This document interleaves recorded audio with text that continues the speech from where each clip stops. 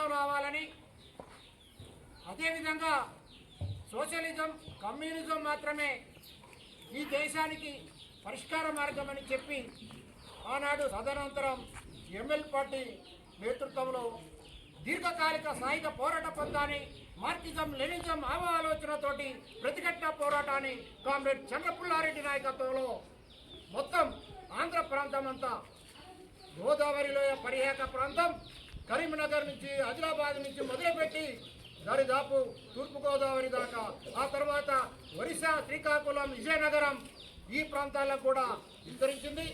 కాబట్టి అలాంటి పోరాటంలో మన పల్లెపాడు నందు ఒకప్పుడు సిపిఐగా ఉన్న నాయకుడు తదనంతరం సిపిఎంఎల్ నాయకత్వంలో చంద్రపుల్లారెడ్డి నాయకత్వంలో ఉన్న సిపిఎంఎల్లో ఆయన పనిచేస్తూ ఇక్కడ వచ్చిన పోలీస్ నిర్బంధంతో దళాలలోకి వెళ్ళిపోయి వరంగల్ జిల్లా, ఖమ్మం జిల్లా పరిసర అన్ని ప్రాంతాలలో అన్ని ప్రజలందరూ కూడా భూమి భుక్తి కావాలని చెప్పేసి పోడు వ్యవసాయాన్ని దున్నుకునేటట్టు భూములను కూడా పంచిపెట్టడం జరిగింది.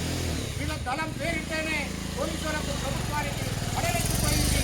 కాబట్టి దళాన్ని విడిముద్రాలని చెప్పేసి లేదా చంపివేయాలని చెప్పేసి చంద్రబాబు నేతృత్వంలో ఉన్న పోలీసు బలగాలను కూడా వీళ్ళను వెంటాడడం జరుగుతున్న క్రమంలో జూలై 19, 2000 సంవత్సరంలో సరసనపల్లిలో అప్పటికే 10-15 రోజులు వచ్చి ఆకలి అలమటిస్తున్న దళం ఆ ఊరు ప్రజలు ఆదరించి బుక్కడి బూవ పెడుతున్న సందర్భంలోనే పోలీసులకు వర్తమానం చేరి పోలీసులు చుట్టుముట్టి వీళ్ళని కాల్చి చంపడం జరిగింది. కాబట్టి ఈ దొంగ ఎదురు కాల్పులని చెప్పేసి ఆనాటి నుంచి ఈనాటి వరకు కూడా సిపిఎంఎల్ న్యూ డెమోక్రసీ చెప్తా ఉన్నది. అదేవిధంగా ఆ అమరుల ఆశయాల సాధన కోసం ప్రతిఘటన పోరాట మార్గాలు ఎంచుకొని పనిచేస్తుందని చెప్పేసి ఈ సందర్భంగా పల్లెపాడు గ్రామానికి చెప్పదలుచుకున్నాం. ఇప్పుడు కేసీఆర్ ప్రభుత్వాన్ని చూసాం, ఈడు కాంగ్రెస్ ప్రభుత్వం రేవంత్ రెడ్డి ప్రభుత్వాన్ని చూస్తున్నాం. కేసీఆర్ మంచిగా పరిపాలన చేయాలని చెప్పేసి ఎన్నో వాగ్దానాలు చేసి రేవంత్ రెడ్డి వచ్చాడు. కానీ ఇప్పటికీ మనం చూసినట్టయితే ఎక్కడ వేసిన దొంగలు అక్కడనే ఉంది. ఎరువులు దొరకని పరిస్థితి. యాప్ అని పెట్టారు, ఆ యాప్లో మామూలు రైతాంగానికి ఏమేరక ఈ రద్దు చేయాలంటే ఇప్పటికి కూడా రద్దు చేయడం లేదు.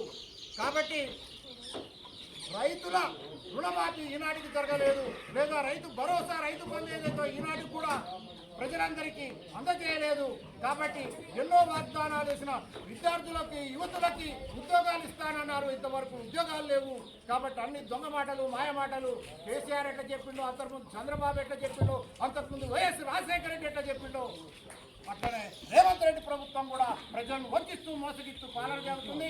ఇటువంటివి ప్రశ్నిస్తే మా సభలు జరుపుకోవడానికి కూడా, మా ఊరేగింపులు జరుపుకోవడానికి కూడా కనీసం పోలీస్ పర్మిషన్ ఇవ్వడం లేదు, మా సభలు సమావేశాలని జరగనియడం లేదు. అలాంటి ఒక దుర్మార్గమైన ప్రభుత్వం రేవంత్ రెడ్డి ప్రభుత్వం రాష్ట్రం పరిపాలన చేస్తూ ఉన్నది. ఇప్పటికైనా సంవత్సరం వచ్చి 75 సంవత్సరాలు